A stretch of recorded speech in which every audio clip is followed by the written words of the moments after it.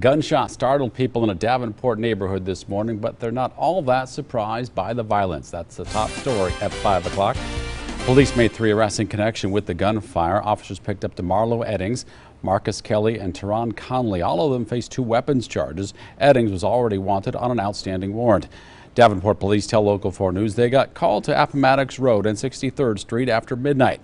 Police say the suspects fired several shots, drove out of the area, and were spotted a short time later.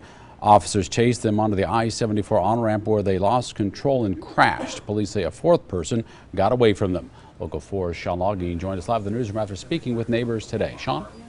Yes, Jim, I spoke with more than a dozen homeowners and renters in the area of the shooting today, but only one of the neighbors went on camera. There's a common theme among many of the long-term residents I talked with.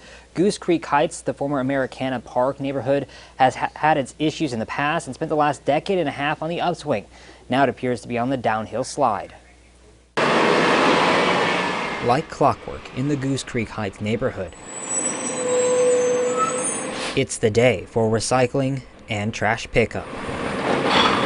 But not on anyone's schedule is the disruption that happened at 12:30 a.m. I came across and talked to my neighbors, and they told me everything that went on, which was just a shock to my system. Melvin Bibbs says he slept through the shots fired, but some of his neighbors heard events just before the trigger was pulled. While they didn't wish to speak on camera, one neighbor says her husband heard shouting, then gunshots, brief silence, and then another volley. I just hate to see my wife nervous and upset like that, because it's hard to leave her at home alone when situations like this occur. He says it's been less than a handful of times this block of the neighborhood has had an incident this severe since moving in 1995. More and more issues coming up, if not very severe, but just minor stuff that comes up that's leading up to the major stuff. Like many of his neighbors, Melvin points to some of the tenants in the duplex rentals and wants landlords to take a closer look at who they have moving in. We do have rental property of our own, and the best thing that works for us is that we screen them.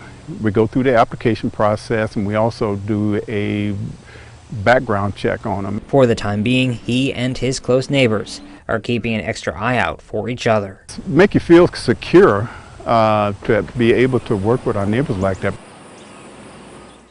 And some of the parents I spoke with in the area tell me they keep a close eye on their kids while they let them play outside or even limit their time out of the house. Neighbors say they see police on routine patrols in the area. 2 buildings and a car were hit during this morning's gunfire, but no one was injured.